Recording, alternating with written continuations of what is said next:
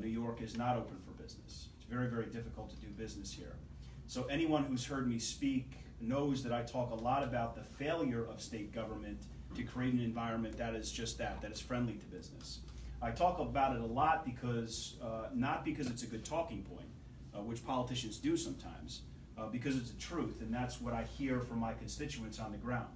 Whether they're small businesses or big businesses, regardless of how the size of their business, people talk about that abysmal business climate.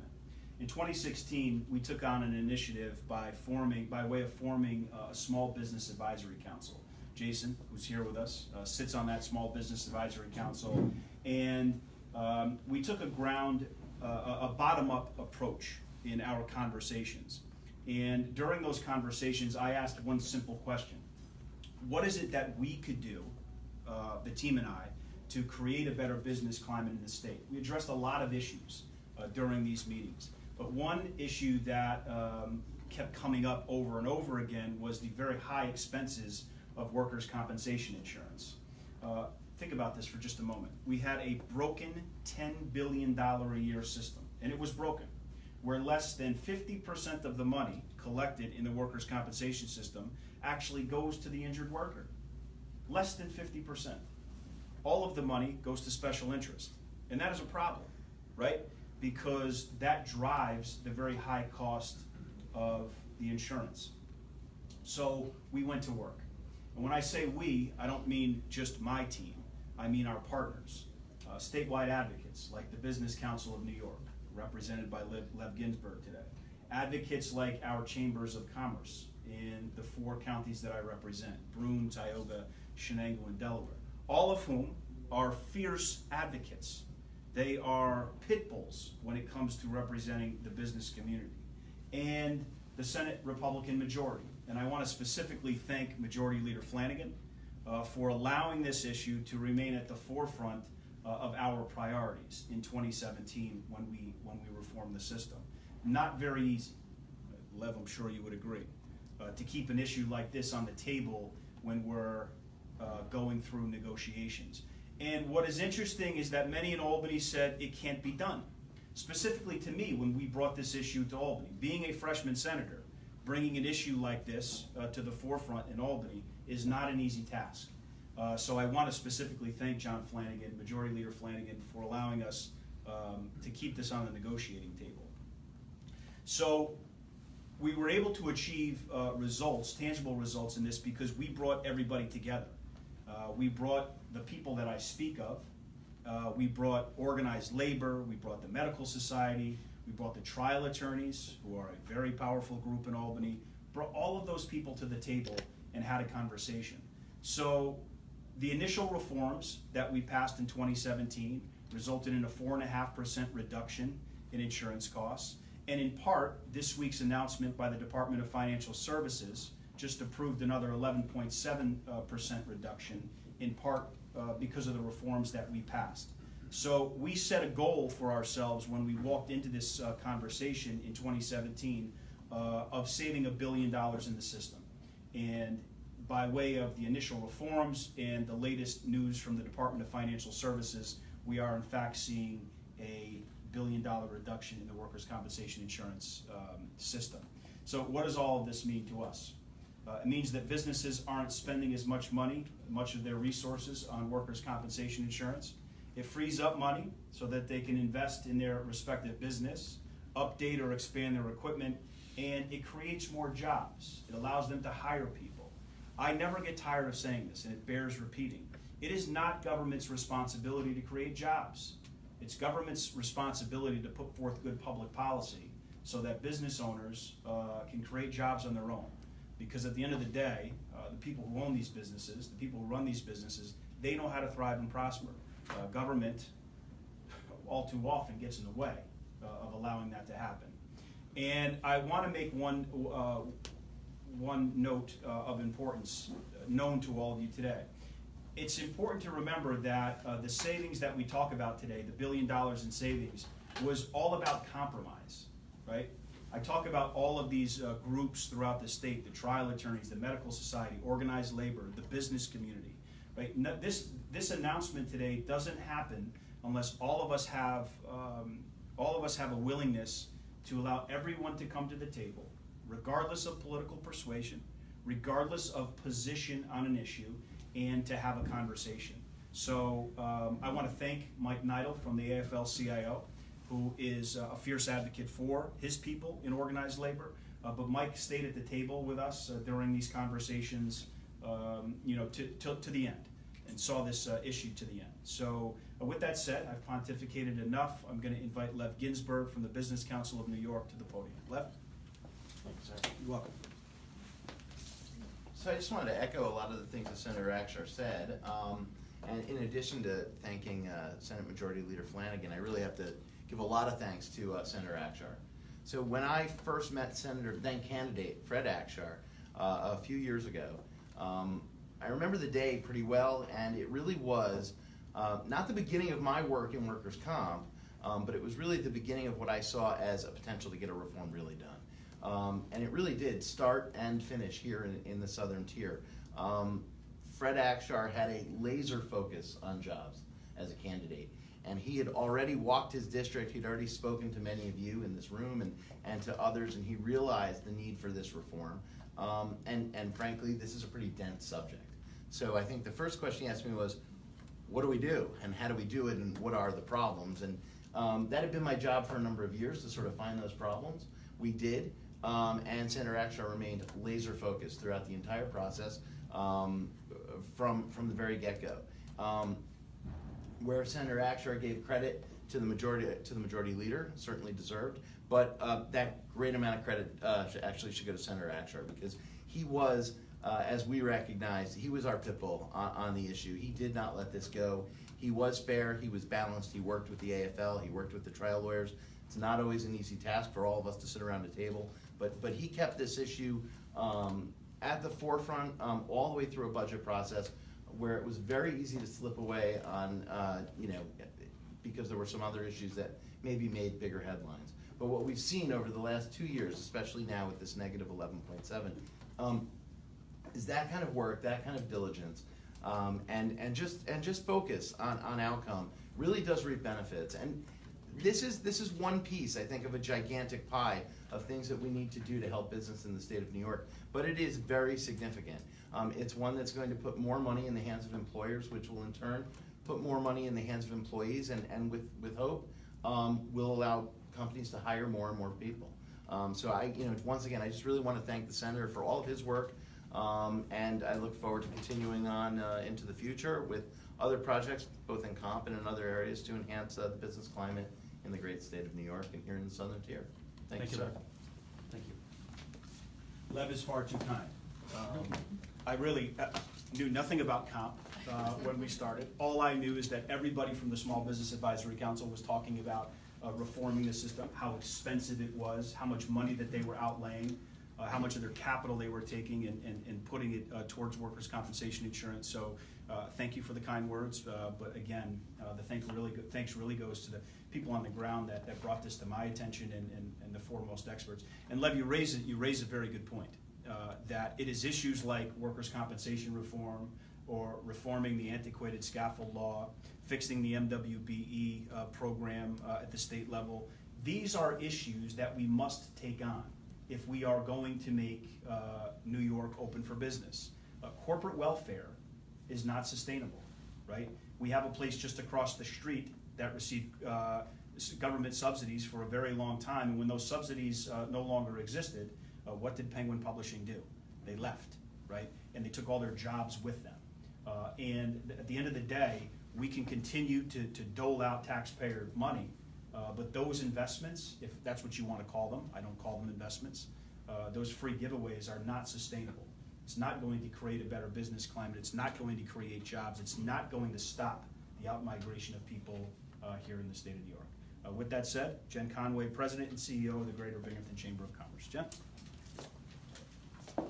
I am here just to represent and speak on behalf of my partners here, Ray with the Delaware County and Gwen with Tioga County. And one of the things that we saw in this, and we just keep going back to Senator Akshar, and I'm so thankful for his humbleness. But from day one, him pulling everybody together. And what he did is he brought a lot of us to the table that weren't having a single focused issue. And he brought us around and we saw the power.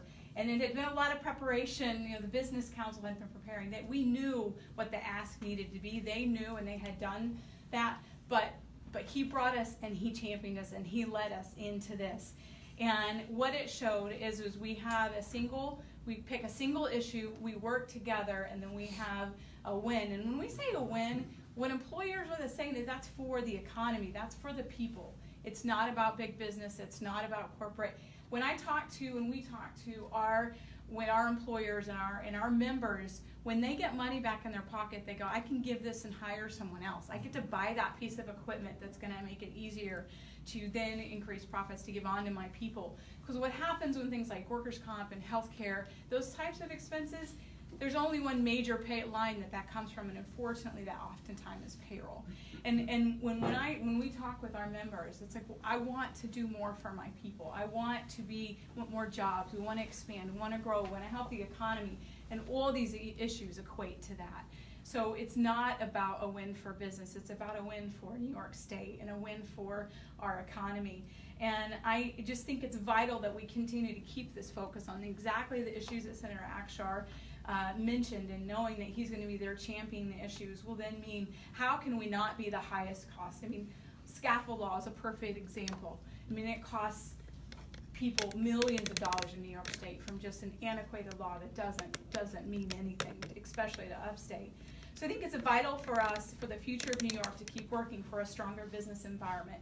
Businesses create jobs and revenue for our state, which I said is necessary to fund the programs that our citizens need.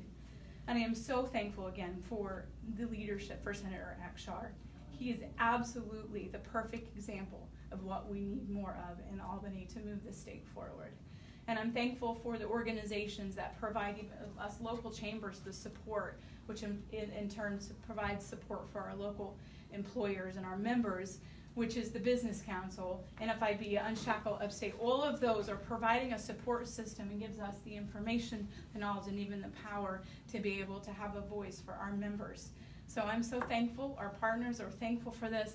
And Senator Akshar, I know this is just the beginning, and I'm looking forward to, because all of us just want this state to be prosperous so our people prosper.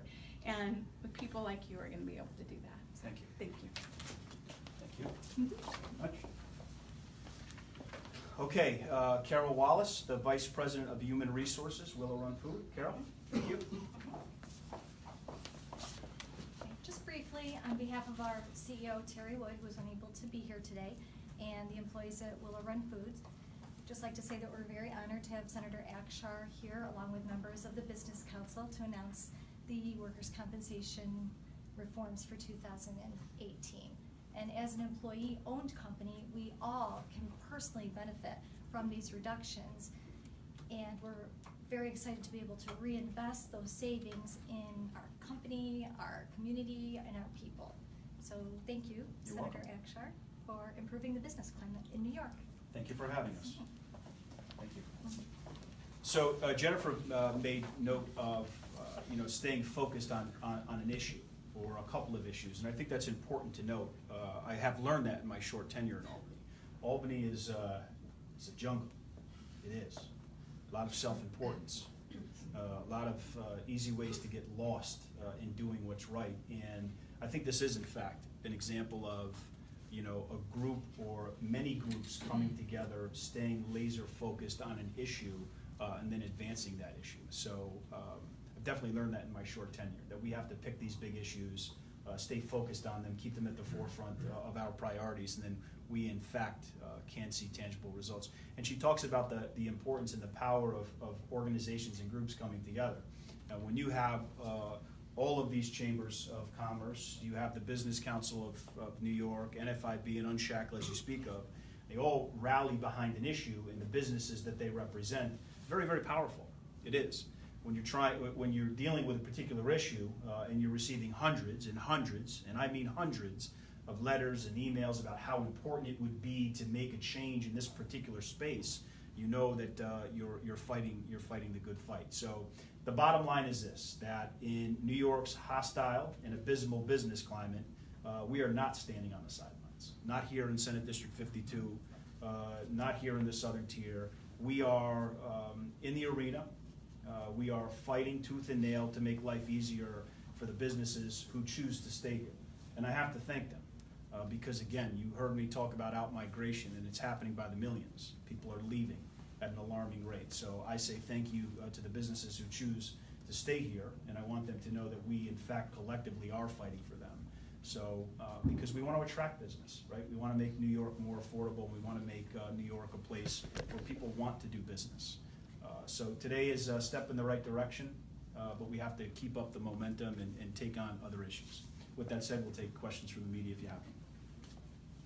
You mentioned that at one point, only a little more than 50% of the money going in went to workers. Where was the rest of the money going? It's really going to special interest. I think I'm going to defer to Lev, who probably can speak eloquently on this. But again, 49% of the money collected in the system was going to the injured worker. The other 51% was getting captured in the system, right? And there are a lot of special interests associated with that. But Lev, can I defer to you, please? Sure.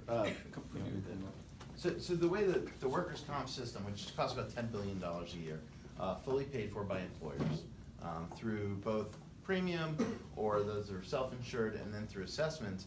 So the assessment dollars go to actually run the workers' comp board. That's a significant amount of money. Another third, it's a little bit over a third of the money goes to direct medical care for injured workers. So the other 2/3 are sort of in the indemnity field, if you will. So you've got the pool of money that people get in their pocket, the pool of money that goes to medical. So the medical providers are taking about 35% of that whole. And then, of course, there's the entire legal system that floats on top of the workers' comp system. So for every one of those indemnity dollars, a lawyer is typically getting their percentage of that, which would make up, that 15%, which would get you to about 50. So when you think about, lawyers who work on contingency, if you will, in the comp system, that's sort of how that functions. So between the medical providers, essentially, and the attorneys, they're taking greater than half of each dollar that's spent by employers on the workers' comp system. Gotcha. So now after these reforms, where is that percentage? Is it now more than 49% that's going to the workers themselves?